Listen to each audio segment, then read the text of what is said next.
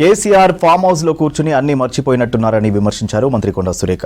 అసెంబ్లీని కించపరిచేలా మాట్లాడేలా కేసీఆర్ క్షమాపణలు చెప్పాలని డిమాండ్ చేశారు. సంగారెడ్డి జిల్లా హత్నూరా మండలం దౌలతాబాద్ లో భూభారతి చట్టం అవగాహన సదస్సులో పాల్గొన్నారు కొండా సురేఖ. అటు పహల్గాం ఉగ్రదాడిపై యావత్ దేశం ఒక్కటవ్వాలన్నారు మంత్రి కొండా సురేఖ.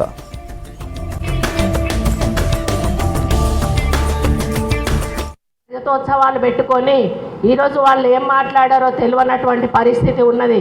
మరి కేసీఆర్ పాపం ఫామ్ హౌస్లో కూర్చొని మాట్లాడడం మర్చిపోయాడేమో తెలియదు, కానీ ఆయన మాట్లాడిన దాంట్లో ఒక పస లేదు, ప్రభుత్వానికి ఒక సూచన లేదు, ప్రజల సంక్షేమం కోసం ఒక ఆలోచన లేదు.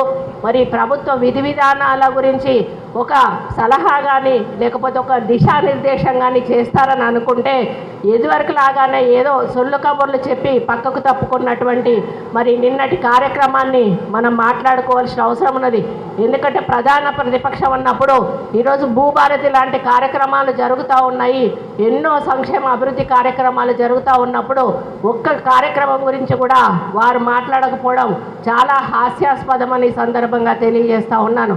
అంతేకాకుండా మరి ఏది అసెంబ్లీ అంటే ఒక నస అంటే అసెంబ్లీలో నస అంటే ఏంటో నాకు అర్థం కాలేదు.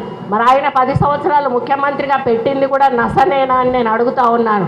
ఇప్పుడు వాళ్ళ టీఆర్ఎస్ నాయకులు వచ్చి కూర్చున్నది కూడా నస పెట్టడానికేనా అని అడుగుతూ ఉన్నాను.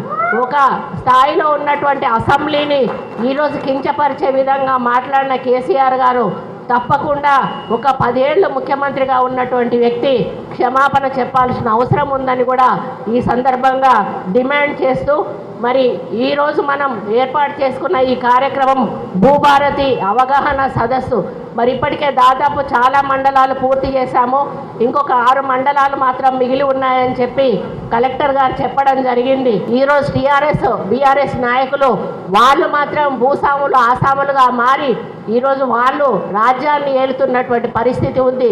అందుకే ఆ రోజు మన ముఖ్యమంత్రి గారు రేవంత్ రెడ్డి గారు ధరణిని మా బంగాళాఖాతంలో కలిపేస్తాము, మరి రైతులకు అనుకూలమైన చట్టాన్ని మేము తీసుకొస్తాము అని చెప్పారు.